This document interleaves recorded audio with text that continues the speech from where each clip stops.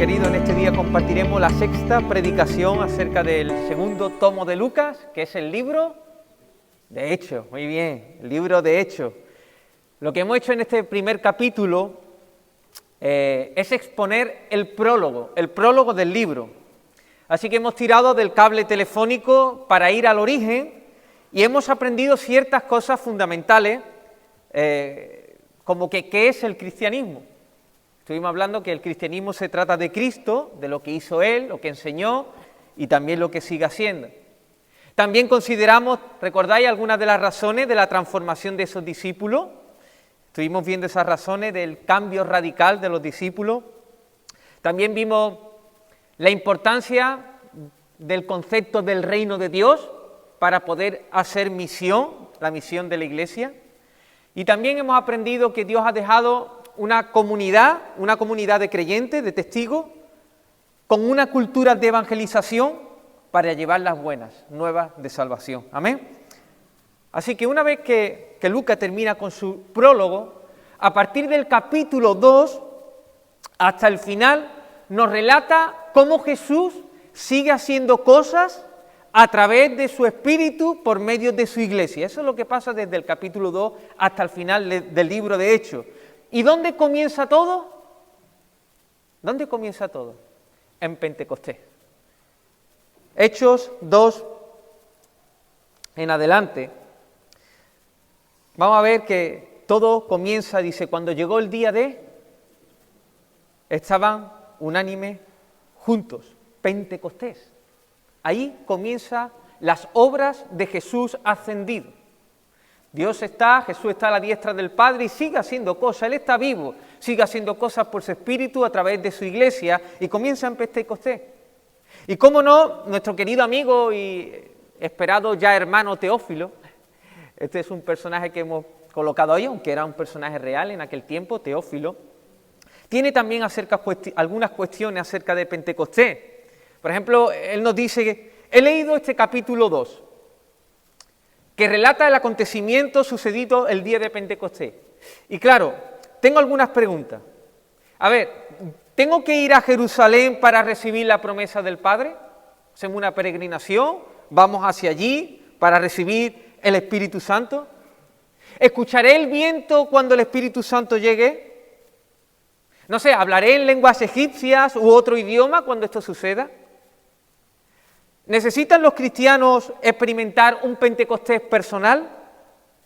Además, hay otra cosa. Quisiera que me digáis un consejo, porque viendo el impacto que ha tenido Pentecostés, yo tengo que ir a alguna campaña evangelística llamada Pentecostés y Avivamiento para que veamos estas manifestaciones físicas, poderosas y que vea ¿dónde voy? ¿A qué iglesia voy? ¿A qué campaña voy? Bueno, pues vamos a responder algunas cosas a Teófilo, nos vamos a responder algunas cosas a nosotros en este día. Primero, lo que tenemos que saber, ¿qué significa Pentecostés? ¿Qué significa Pentecostés? Esto es lo que vamos a ver en el primer punto. Y en el segundo punto vamos a ver qué elementos de este evento son repetibles para la vida de la Iglesia. ¿Qué cosas podemos experimentar nosotros de ahí de Pentecostés? Hechos 2, versículo 1 dice, cuando llegó el día de Pentecostés, estaban todos unánimes juntos. ¿Recordáis que Jesús había hablado después de su resurrección 40 días con sus discípulos acerca de un monotema? ¿Recordáis cuál es el monotema? ¿Cuál es? El reino de Dios. Un día, otro día, el reino de Dios. Una enseñanza que purifica los corazones de sus discípulos y realmente los centra en un mismo propósito. ¿Cuál es el propósito? La gran obra de Dios, el reino de Dios. Este era el plan de Dios desde antes de la fundación del mundo. El reino de Dios. Así que ellos, para encontrar sentido a sus vidas, tenían que injertar sus pequeñas vidas en el gran reino de Dios. Así que ellos han sido comisionados a predicar el evangelio del reino de Dios. Ellos saben que no tienen que estar preocupados en saber cuál es el día, la hora, los segundos que va a venir Jesús, sino que ellos tienen que hablar, que proclamar. Son testigos, pero antes antes de hacerlo, les dice, esperaos en Jerusalén para recibir la promesa del Padre. Así que ellos, antes de ir a testificar de Jesús, están en el aposento alto, en Jerusalén, y mientras los días van pasando, los días de la semana van avanzando, el calendario judío también continúa sin interrupciones. Así que después de una espera de 10 días, les ha alcanzado el día de Pentecostés. El día de Pentecostés. Pentecostés significa, en griego, 50. Se llama así porque se celebraba una fiesta judía después de 50 días de la fiesta de la Pascua. ¿Recordáis la fiesta de la Pascua? Pues después de 50 días venía el día de Pentecostés y la fiesta de Pentecostés. Era una fiesta conocida como la fiesta de las semanas o de la cosecha. Y era una fiesta de gratitud a Dios por el comienzo de la siega del trigo. Era el comienzo, así que se cogían las primicias, lo mejor, lo primero de esa siega, y todos los judíos tenían que subir a Jerusalén para ofrendar esas primicias. Además, también había que hacer una ofrenda de un holocausto, una nueva ofrenda de harina, una ofrenda de libaciones y una ofrenda de paz. Cuando era la fiesta de Pentecostés, el pueblo judío de allí, de cualquier parte del mundo donde estuvieran, los judíos tenían que ir a Jerusalén a celebrarla. Así que estas personas están allí, 120 discípulos, todos juntos unánimes. Todo el mundo se acerca a la fiesta. Y mientras están allí, me imagino orando, abriendo las escrituras, hablando sobre ella, sobre Jesús, o cantando un himno, de repente pasa esto, versículo 2, mientras ellos están allí. Y de repente vino del cielo un estruendo, como de un viento recio que soplaba, el cual llenó toda la casa donde estaban sentados. Y se les aparecieron lenguas repartidas como de fuego, asentándose sobre cada uno de ellos. Y fueron todos llenos del Espíritu Santo. Y comenzaron a hablar en otras lenguas, según el Espíritu les daba que hablasen. Moraban entonces, estaban allí, habían subido a Jerusalén judíos, varones piadosos de todas las naciones bajo el cielo. Y hecho este estruendo, se juntó la multitud. Y estaban confusos, porque cada uno les oía hablar en su propia lengua. Y estaban atónitos y maravillados, diciendo, mirad, ¿no son galileos todos estos que hablan? ¿Cómo pues les oímos nosotros hablar cada uno en nuestra lengua en la que hemos nacido? Partos, medos, elamitas, y los que habitamos en Mesopotamia, en Judea, en Capadocia, en el Ponto y en Asia, en Frigia y en Panfilia, en Egipto y en las regiones de África más allá de Cirene, y romanos aquí residentes, tanto judíos como prosélitos, cretenses y árabes, les oímos hablar en nuestras lenguas, ¿qué oyen? Las maravillas de Dios. Y estaban todos atónitos y perplejos, diciéndose unos a otros, ¿qué quiere decir esto? Estos judíos piadosos de todas las naciones se habían acercado a celebrar las fiestas de la cosecha, y cuando escucharon el ruido se amontonaron allí y estaban escuchando a 120 personas hablar en sus lenguas maternas. Dice, pero no son galileos, ¿cómo pueden hablar estas personas así? Y lo estamos entendiendo, hay maravillas, las maravillas de Dios. ¿Qué quiere decir esto? ¿Qué significa esto? ¿Qué significa Pentecostés? Esto es lo que vamos a ver en primer lugar. Antes de adentrarnos en esta escena, y tenemos que centrar nuestra mirada en lo más importante. Así que tenemos que mirar primeramente lo importante y después podemos entrar en algunos detalles. Lo que suele pasar es que nos podemos centrar en los detalles. El viento, recio, fuego, unas lenguas ahí como de fuego que se posan en las cabezas. ¿Esto qué? ¿Qué significa esto? No. Empecemos de lo general a lo particular. Lo primero que debemos situar es Pentecostés en la historia de la redención. Pentecostés en la historia de la redención. No se puede hablar de este evento sin tener en cuenta la gran historia de Dios. La Biblia tiene una unidad orgánica. ¿Sabéis qué es una unidad orgánica? Pues algo que se entiende, es un cómputo de cosas que se entiende en una unidad. Por ejemplo, el universo es una unidad orgánica.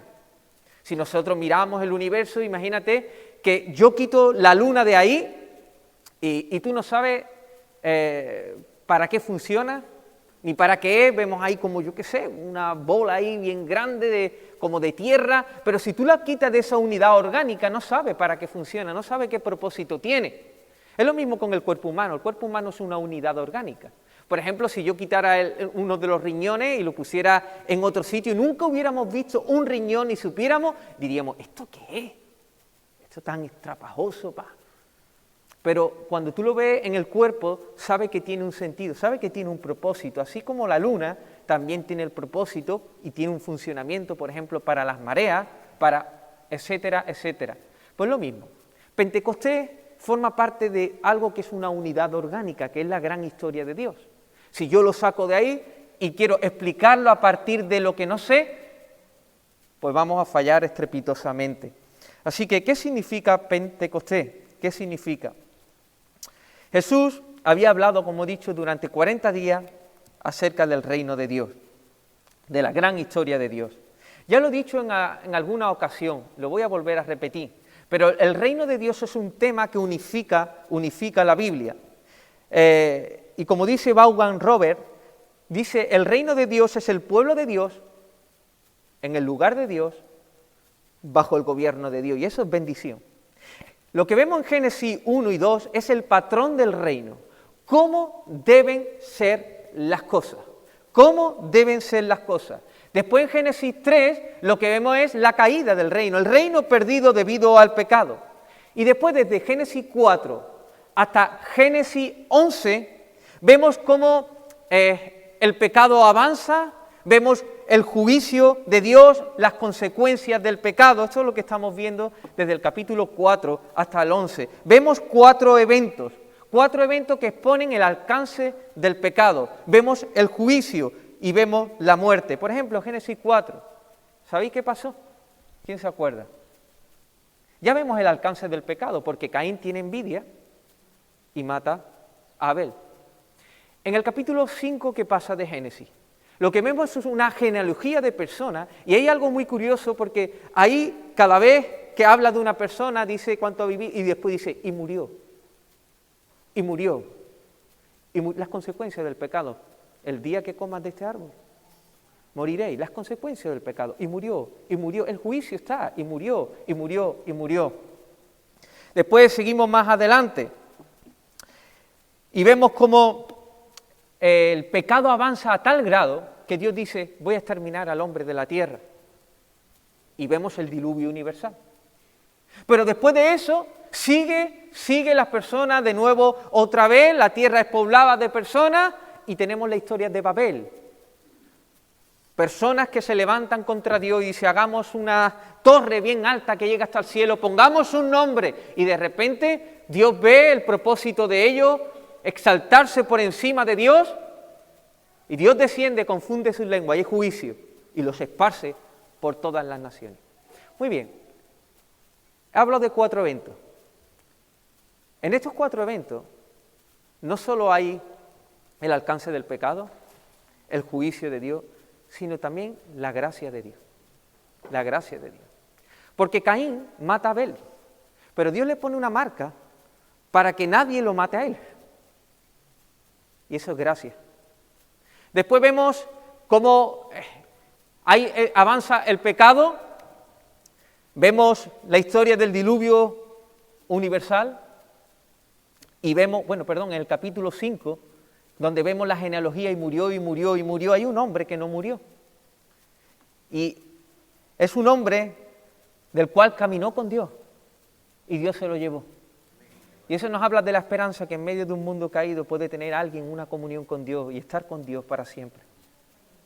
Después vemos que el tiempo de Noé, donde Dios iba a exterminar todo, dice, pero Noé halló gracia delante de los ojos de Dios, y hay gracia. Pero hay algo muy curioso en Génesis 11, si te pones a leerlo, no hay gracia. ¿Dónde está la gracia de Génesis 11?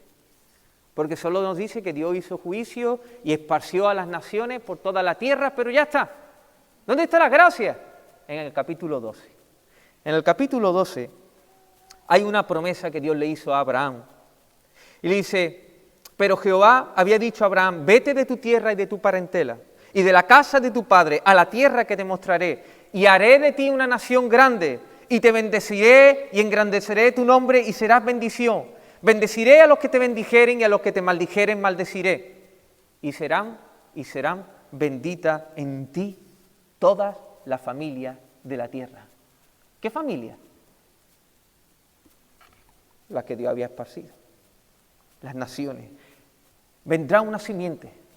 Y en tu simiente serán benditas todas las naciones.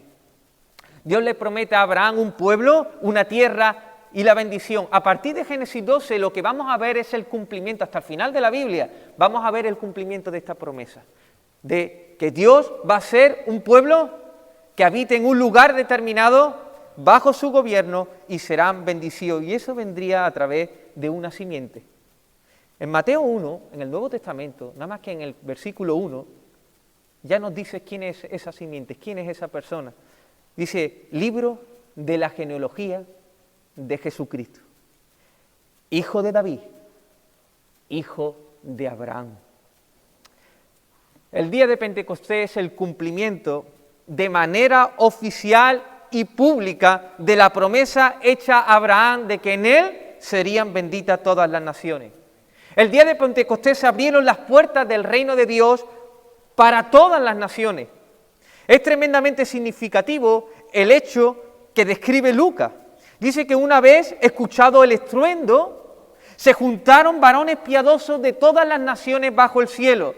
Y dice que ellos escuchaban a los discípulos de Jesús hablar ¿en qué? En las lenguas maternas, dice, parto, meda, elamita y lo que habitamos en Egipto, todas las lenguas, dice, hablando las maravillas de Dios. Cuando Pedro, sigue leyendo, y cuando Pedro da respuesta y explica el significado de Pentecostés, por último dice en el versículo 38 del capítulo 2, porque para vosotros es la promesa, y para vuestros hijos, y para todos los que están lejos, para cuantos el Señor nuestro Dios llamare. Esta promesa no es simplemente para judíos, sino para todos los que están lejos, para cuantos aquellos que el Señor llamare, judíos y gentiles que Dios llama. No sé si te estás dando cuenta, lo que está pasando aquí es que Dios está revirtiendo los efectos de la confusión de Babel. En Babel lo que se está haciendo es un proyecto de hombre. El hombre tiene una idea, un corazón perverso que se quiere exaltar por encima de Dios y dice, quieto, vamos a hacer una torre que llegue hasta el cielo y si Dios nos esparce, después veremos nuestra torre, nos haremos un nombre y volveremos aquí. Estaban rebelándose contra Dios. Era un proyecto del hombre, hecho por el hombre y para la gloria del hombre. Y lo que pasa en Babel es todo lo contrario. Un proyecto de Dios, del corazón de Dios, su iglesia, que Él lo hace a través de Cristo para la gloria de su nombre. La iglesia es todo lo contrario a Babel. Es un proyecto de Dios, un proyecto donde hay un pueblo de toda raza, de toda nación, que se congregan juntos para alabar al Señor por siempre y para siempre. ¿Qué significa Pentecostés? Pentecostés es la promesa cumplida a Abraham de que levantaría un pueblo y que en Cristo, en la simiente de Abraham, sería bendita todas las naciones de la tierra. Esto es lo que tú buscas y lo que yo busco, lo que todo ser humano busca, lo que habíamos perdido en el Edén. Y está aquí cumplido, está aquí cumplido. Pero hay más, hay más. En el versículo 1 de Mateo hemos leído, hemos leído la genealogía de Jesucristo que dice, hijo de Abraham, pero también era hijo de ¿quién? Hijo de David. No podemos olvidar lo que Dios prometió a David, que su trono sería un trono firme. Del linaje de David, Dios le prometió que levantaría a un hijo para que reinase eternamente y para siempre. Pedro, cuando está explicando este evento, habla sobre la vida y la obra de Jesús. Y habla de él como el varón aprobado por Dios, que hizo maravillas, señales, prodigios, que murió por manos de inicuos, aunque si bien es cierto, por decreto de Dios. Y dice que suelto los dolores de la muerte, Dios lo resucitó. Dios lo resucitó. Y a continuación Pedro explica un salmo mesiánico y profético de David, que profetizaba acerca de su linaje, que vendría un Mesías, que resucitaría y que se sentaría a la diestra de Dios hasta que sus enemigos fueran por estrado de sus pies. Y finalmente él concluye en el versículo 36, sepa pues ciertísimamente toda la casa de Israel, que a este Jesús que vosotros crucificasteis, Dios le ha hecho Señor y Cristo. Los varones piadosos se preguntaban, ¿qué quiere decir esto? Entonces Pedro está remitiendo al pacto davídico, a la persona de Jesús que da cumplimiento a esta promesa que Dios le había hecho a David. Jesús es el Mesías, lo que está diciendo. Jesús es el ungido, Él es el que ha muerto, pero que también ha sido resucitado y puesto como Rey soberano de todas las cosas. Pentecostés es Dios exaltando a Cristo, poniéndolo en lo sumo y colocándolo en el trono de gloria. Esto es lo que significa Pentecostés. Cristo está reinando. Cristo está en el trono. Dios cumpliendo la promesa a Abraham significa Pentecostés. Dios cumpliendo la promesa a David, pero no acaba aquí. Hay muchas cosas que podemos decir, pero voy a decir otra cosa más. Pedro responde a aquellos críticos que le están diciendo, esta gente están borrachos. Había algunos que veían hablar en lengua y dice, esta gente está borrachos. Y entonces Pedro le responde, venid conmigo al versículo 15 en adelante. Dice, porque estos no están ebrios, como vosotros suponéis, puesto que es la tercera hora del día. Mas esto, lo que está pasando, es lo dicho por el profeta Joel. Y en los postreros días, dice Dios, esta era la profecía, dice Dios, derramaré mi espíritu sobre toda carne, y vuestros hijos y vuestras hijas profetizarán. Vuestros jóvenes verán visiones, y vuestros ancianos soñarán sueños. Y de cierto sobre mi siervo y sobre mi sierva en aquellos días derramaré mi espíritu. ¿Y qué? Y profetizarán. Y daré prodigio arriba en el cielo y señal abajo en la tierra, sangre y fuego y vapor de humo. El sol se convertirá en tiniebla y la luna en sangre, antes que venga el día del Señor, grande y manifiesto. Y dice, y todo aquel que invocare el nombre del Señor será salvo. Pedro le está diciendo, lo que ustedes veis, lo que ustedes oís, tiene que ver con el cumplimiento de la profecía de Joel. No solo era una profecía de Joel, también era un deseo ardiente en el corazón de Moisés. Sí, de Moisés. ¿Recordáis? Moisés, Antiguo Testamento. Moisés, creo que no hubo un hombre más usado que él en el Antiguo Testamento, con prodigios y señales por medio del Espíritu Santo. Moisés como un tipo de Jesús. Un tipo quiere decir una sombra. Tú ves a Moisés y dices, wow, esto percibo cosas de Cristo aquí, de lo que va a ser Cristo. Debemos recordar que en el Antiguo Testamento, solo ciertas personas tenían el privilegio de poseer el Espíritu Santo. Algunos reyes, algunos jueces, sacerdotes, profetas, pero pocas personas. En el libro de Números, en el capítulo 11, vemos a Moisés cansado, agotado del pueblo de Israel, que era un pueblo duro, un pueblo testarudo, un pueblo rebelde. Y Moisés está ya que no puede soportar más al pueblo, tanto que le pide a Dios que le quite la vida. Mira, quítame la vida, estoy cansado de este pueblo. Entonces Dios le dice, mira, reúneme 70 varones, ancianos del pueblo, y tráelos a la puerta del tabernáculo de reunión, y que esperen allí contigo. Yo tomaré del espíritu que hay en ti y lo pondré en ellos, y llevarán contigo la carga del pueblo y no la llevarás tú solo. Entonces, mientras estaban allí, Dios descendió en una nube, tomó el espíritu de Moisés y lo puso en los ancianos, y ¿sabe qué pasó? Empezaron a profetizar. Lo que pasó allí es que había 2 ancianos que no estaban allí, que se habían quedado en el campamento, no habían ido al lugar de reunión. Y también vino sobre ellos el Espíritu Santo y empezaron a profetizar en medio del campamento. Y Josué, ¿sabéis quién era Josué? El que estaba siempre cerca de Moisés, el que cogió después el relevo de Moisés. Josué se acercó a Moisés y le dijo, mira, que estos 2 ancianos que no han venido aquí están profetizando en medio del campamento. Y entonces Moisés le dice, ¿tú tienes celo por mí? Ojalá todo el pueblo de Jehová fuese profeta, y que Jehová pusiera su espíritu sobre ellos. Fíjate cómo era Moisés, ¿no? ¡Qué deseo! ¡Qué anhelo tan profundo y tan precioso de Moisés! Que el espíritu esté sobre todo el pueblo, lo que yo quiero.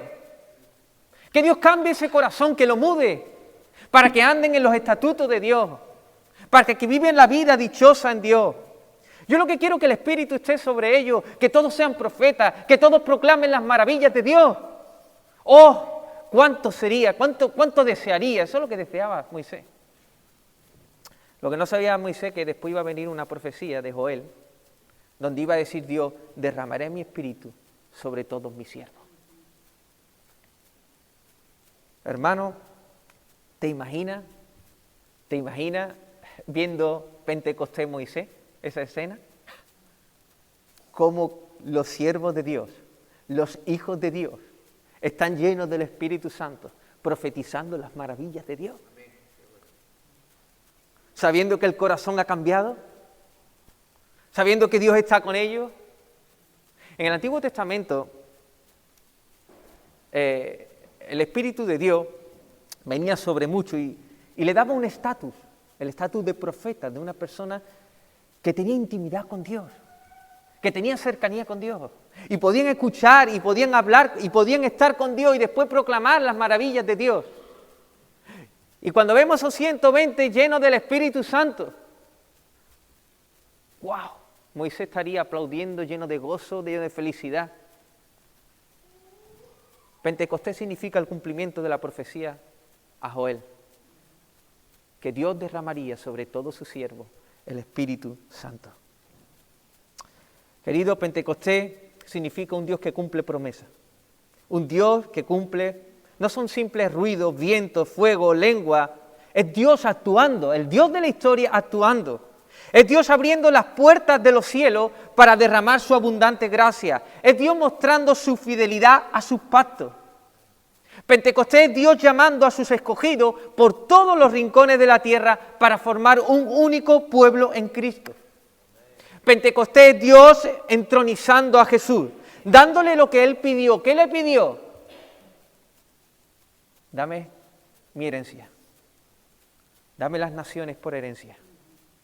¿Y sabe qué hizo el Padre? Dice, ahí las tienes. Para ti son. Eso es lo que está pasando en Pentecostés. Dios cumpliendo el anhelo ardiente de Moisés al derramar su espíritu sobre todos y cada uno de sus siervos. Es Dios otorgando a todas las personas un estatus, el de profeta, y dándole a sus siervos el gran e incalculable privilegio de tener una comunión con Dios. Pentecostés es Dios capacitando a sus escogidos para la proclamación del Evangelio, para que todo aquel que invoque el nombre del Señor sea salvo. Pentecostés es Dios actuando, Dios actuando, Dios actuando. Teófilo, ¿te estás dando cuenta? Si estás pensando en acudir a un congreso con el lema de Pentecostés, cerciórate que el protagonista es Dios. Es Dios el protagonista. Pentecostés tiene que ser una fiesta para anunciar la fidelidad, la sabiduría, la gracia, la soberanía y el poder de nuestro Dios. Pentecostés no es lo que hace el hombre, sino lo que hace Dios. y lo que sigue haciendo Dios. Amén. Hermano, eso es Pentecostés. Podríamos decir muchas cosas, pero creo que esto es suficiente para el día de hoy. No es que vayamos a seguir hablando de Pentecostés, pero creo que es suficiente. Qué bueno es el Señor. Hay muchas cosas que podemos hablar ahí también, pero es Dios, Dios, Dios. Amén. Muy bien. Llegado a este punto dice, bueno, pero hay algo aquí para nosotros. ¿Hay algunas cosas ahí que podemos traer? Pues claro que sí, hermano.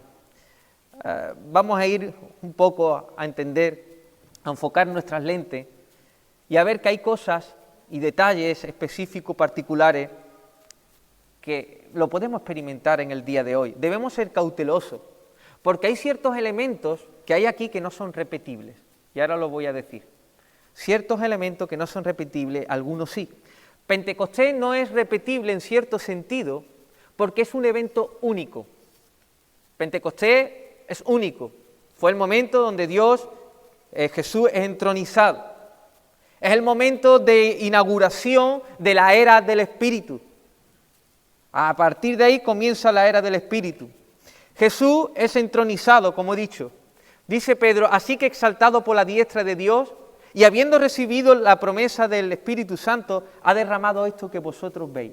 Por ejemplo, cuando nosotros vemos la resurrección evidencia la eficacia de la muerte de Jesús. Si Jesús no hubiera resucitado, vana es nuestra fe. Pero la resurrección dice, esta muerte fue realmente productiva. Pentecostés confirma que Jesús está a la diestra del Padre. Jesús está a la diestra del Padre. Es el último paso en el ministerio salvador de Cristo. Jesús va, muere, resucita, Dios lo pone en el trono, le pide las naciones, le da el Espíritu y el Espíritu lo lanza ahí, a su siervo. Pentecostés, como he dicho, es la inauguración pública de la era del Espíritu. A partir de ahí se revierte la maldición de Babel y se comienza la siega universal. Ahora el Israel de Dios es el cuerpo de Cristo y está formado por personas de toda lengua, toda tribu, toda raza y toda nación. Pero también es la inauguración de la iglesia como cuerpo de Cristo. En este sentido, no podemos experimentar Pentecostés.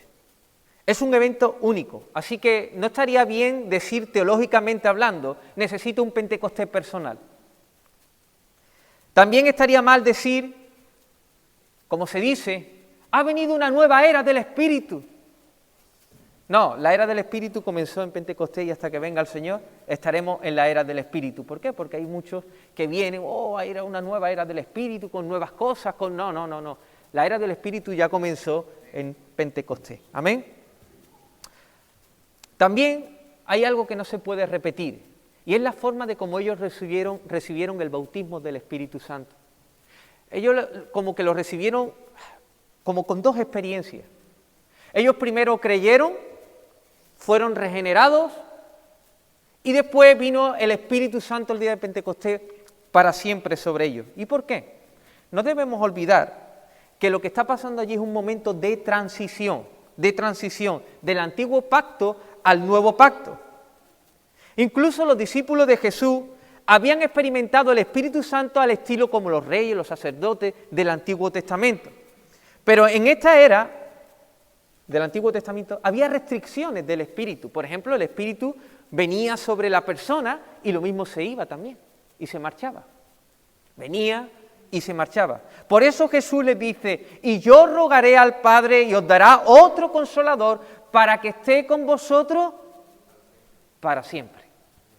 El Espíritu de verdad, el cual el mundo no puede recibir porque no le ve ni le conoce, pero vosotros le conocéis porque mora con vosotros y estará en vosotros. Pensar que una persona cree en el Señor y luego tiene que venir la experiencia de venir el Espíritu Santo sobre esa persona sería un grave error si no estamos percibiendo el libro de Hechos como un relato histórico cuyo evento Pentecostés es un momento de transición. Lo que quiero decir, como nos dice el apóstol Pablo, que en el día que nosotros creímos, somos bautizados con el Espíritu Santo. Dice 1 Corintios 12:13, porque por un solo Espíritu fuimos todos bautizados en un cuerpo, sean judíos o griegos, esclavos o libres, y a todos se nos dio a beber de un mismo Espíritu. Desde el momento que nosotros somos incorporados en el cuerpo de Cristo, ya hemos recibido el Espíritu Santo. Así que yo experimento Pentecostés, si podemos hablarlo así, en el sentido de cuando yo nazco de nuevo por medio del Espíritu de Dios. Así que eso sí es repetible, el nacer de nuevo, el que venga el Espíritu Santo sobre nosotros para siempre. Teófilo diría, muy bien, pero tenemos que ir a Jerusalén para recibir, tenemos que encerrarnos en un cuerpo, orar, ayunar y para que haya un nuevo Pentecostés. Pues no, eso no hay que hacerlo. Hemos dicho que es algo irrepetible. Bueno, y tengo que esperar el Espíritu Santo hasta ser capacitado para predicar el Evangelio. ¿El cristiano, por supuesto que no? ¿Por qué? Porque ya tiene el Espíritu Santo. Ya tenemos el Espíritu Santo, ya tenemos el poder de Dios, porque es una persona llamada Espíritu Santo. Bueno, ¿y qué pasa con el estruendo? Y el viento, y las lenguas. Esas lenguas visibles posadas en las cabezas de 120 personas. ¿Es un patrón que se puede repetir o que se debe repetir? No se repite más en la Biblia. Aunque esto no quiere decir que el Espíritu Santo no pueda venir con manifestaciones físicas. ¿Me entendéis? O sea, no es un patrón que siempre en todo lugar pasa exactamente como el día de Pentecostés, pero no quiere decir que cuando venga el Espíritu pueda haber alguna manifestación física. Pero lo que es repetible es lo que dice el versículo 4. Y fueron todos llenos del Espíritu Santo. Así que hemos visto algo que es para nosotros. ¿Qué es para nosotros? La promesa del Padre. El Espíritu Santo es para nosotros, que viene a morar dentro de nosotros, dándonos un nuevo corazón. Pero también es repetible para nosotros el ser llenos del Espíritu de Dios. El Espíritu no solo vino para unirnos en un cuerpo, sino para llenarnos. El Espíritu Santo quiere tomar control total de nuestras vidas, investirnos de poder. En este sentido, Pentecostés es una norma de cómo debe vivir el cristiano. ¿Cómo debe vivir el cristiano? Llenos del Espíritu Santo. Por eso después hay un mandato que el apóstol Pablo dice, no os embriaguéis con vino en lo cual hay disolución, sino antes bien, sed llenos del Espíritu Santo. Así que hay una experiencia que podemos ver en el libro de Hechos, también repetible para nosotros. Y es que la iglesia, siendo llena del Espíritu Santo, de nuevo era llena del Espíritu. Y esto lo vemos, los discípulos de Jesús. Eran llenos y eran llenados para una tarea o algo exclusivo para hacer para el Señor. Por ejemplo, Sinclair Ferguson nos muestra que para la llenura del Espíritu se usan dos palabras que parecen indicar dos experiencias distintas. Una es plero, que significa la llenura constante, a vivir siempre siendo lleno, y hay otra palabra que significa o se llama pimplemi, y se refiere a un influjo especial de capacidad y de poder para un servicio concreto. Por ejemplo, Pedro y Juan estaban llenos del Espíritu Santo, pero de repente venía el Espíritu Santo sobre ellos, dice, y fueron llenos, pero no eran llenos. Sí, pero fueron llenos para hablar a lo mejor al Sanedrín. O cuando ellos salieron de allí del Sanedrín, que fueron amenazados, ¿recordáis? Y dice, ustedes no podéis hablar más de Jesús. Y dice que se reunió con la iglesia y que dijo, dice que mientras ellos oraban, dice, fueron llenos. Pero no habían sido llenos, fueron llenos del Espíritu Santo para predicar con denuedo. Debemos vivir llenos del Espíritu Santo. Y después en esa llenura, el Señor, podemos tener nuevas experiencias de poder con el Señor, de una visión más amplia de su amor, de su fidelidad. La vida llena del Espíritu es para nosotros, hermanos. Una vida donde podemos decir, Señor, capacítame más. Dame de nuevo, dame poder, dame autoridad. Cuando viene el Espíritu Santo, de esta forma, trae como una nueva libertad a nosotros. Nos da como una nueva capacidad para servir al Señor, una vida llena de valentía y una experiencia notable de su amor, a lo mejor, que nos hace falta. Pero nosotros no buscamos las señales para disfrutarlas, ni para concluir de que nuestra experiencia es real. Nosotros buscamos la plenitud del Espíritu, que no es una energía ni un líquido, sino que es Dios mismo en nosotros. Dios mismo en nosotros, capacitándonos, llenándonos de Él. Queridos hermanos, tenemos un llamado positivo, a ser llenos del Espíritu de Dios. Y es eso, Señor, Espíritu tuyo, lléname, toma control, haz conmigo lo que tú quieras hacer. Una vida llena del Espíritu, hermano, wow, es una pasada.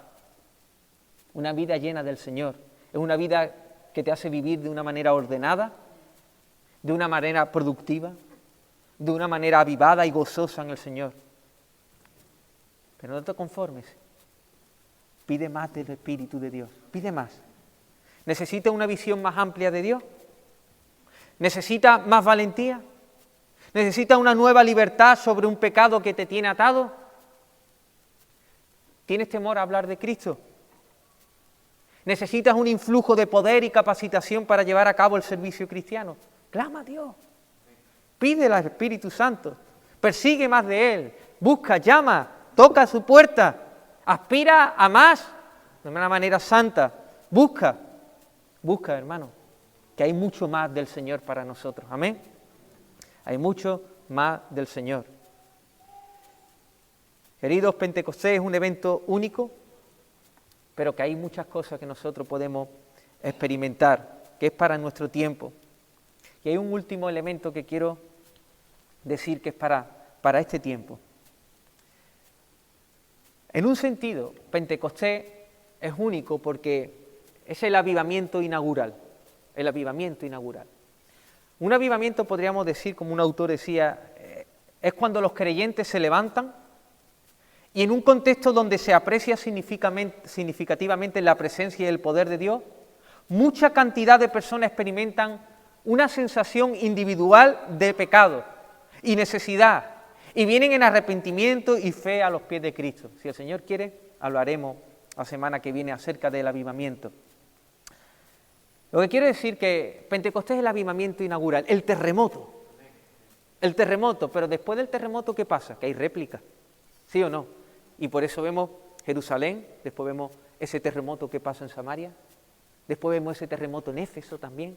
Y a lo largo de la historia vemos estos movimientos del Espíritu Santo que sigue viniendo, que sigue visitándonos de una manera especial en épocas concretas. Pentecostés, vemos que es el terremoto, pero después hay más réplica. En toda Europa hubo en los tiempos de la Reforma Protestante. En Gran Bretaña, Estados Unidos, en el siglo XVIII, Dios usó a personajes como John Wesley, Whitefield. Hubo un avivamiento en el siglo XX en Gales con Evan Roberts. ¿Qué quiero decir con esto? Que el Señor también puede traer en nuestro tiempo esto. Que el Señor puede repetir estas ondas que se van produciendo desde que hubo un terremoto en Pentecostés. Y esto tenemos que pedirlo, hermano. Tenemos que rogar al Señor, por favor. Mira, cuando me pongo a ver el mundo, wow, veo tanto mi impotencia. No sé si te pasa. Yo me pongo a ver las noticias o algo, wow. Y el mundo es un caos. Estamos en el imperio de la muerte. Las leyes que se están aprobando. Veo a nuestros hijos lo que se le quieren enseñar. Y siento como una impotencia. Y digo, wow. Claro que somos impotentes, hermano. Pero Dios es poderoso. Dios es poderoso. Y no podemos perder de vista eso. Y yo digo, Señor, o tú haces algo profundo, o no sé qué va a pasar. Pero Dios es el Dios de la historia. El Dios que hace maravillas. El Dios que hace estas cosas que vemos aquí en el libro de Hechos. Y tenemos que pedir, hermanos. Debemos estar desesperados por un mover especial de Dios, porque lo necesitamos. Lo necesitamos urgentemente, hermanos. La Iglesia necesita que haya un despertar. Los cristianos nos tenemos que levantar, nos tenemos que despertar. Y necesitamos que realmente el Señor avive su obra en medio de los tiempos. Amén. Hermanos, hay cosas ahí que es para nuestro tiempo. Hay cosas que son repetibles para nosotros y tenemos que apropiarnos de ellas por medio de la fe. Vivir como el Dios quiere que vivamos, llenos de Él, llenos de su presencia. Lo demás, si el Señor quiere, nos seguirá capacitando, pero permitir al Espíritu Santo que nos controle, que nos dirija. Necesitamos que el Señor siga dándonos mucho más de Él. Lo mismo estás aquí y estás con una rutina apática en las cosas de Dios. ¡Wow! Necesitas al Señor. Necesitas que venga el Señor de una manera especial, con un frescor nuevo del Espíritu. A lo mejor necesitas una experiencia que te revitalice, que te consagre a Dios. Que el Señor dé un influjo de poder para hacer morir algún pecado del cual te tiene atado. Necesitamos la llenura de Dios, necesitamos la pimplemi de Dios también. Que el Señor derrame de nuevo. Podamos pedir, Señor, danos de nuevo en medio de estas amenazas del mundo. Danos de nuevo para predicar el Evangelio, amén. Necesitamos eso, un avivamiento, hermano. Así que cuando veas a Pentecostés, acuérdate de que es una fiesta que hay que celebrar, amén. Es una fiesta que tú tienes que celebrar cada día, porque Dios mismo mora en ti. Dios mismo mora en ti. Puedes tener comunión diaria con el Señor. El privilegio que solo tenían algunos, ahora lo tenemos nosotros, hermanos. Tenemos el privilegio de tener a Dios morando en nosotros. Amén. Para terminar, quiero recordarte algo que en Pentecostés pasaba. Ellos no solo ofrecían, como he dicho antes, las primicias del grano, sino que había un holocausto. Un holocausto. Asimismo pasó. Sin holocausto no hay nada. Pasó 50 días antes. Hubo un holocausto allí. Sin holocausto no hay primicia. Sin holocausto no hay gracia. Sin holocausto no hay nada. El holocausto fue Dios mismo que se hizo carne en la persona de Jesús, el cual vivió una vida que tú y yo no podíamos vivir, el cual fue a la cruz cargando cada uno de nuestros pecados. ¿Sabe qué? Él allí no escuchó un viento, él escuchó martillo, insulto,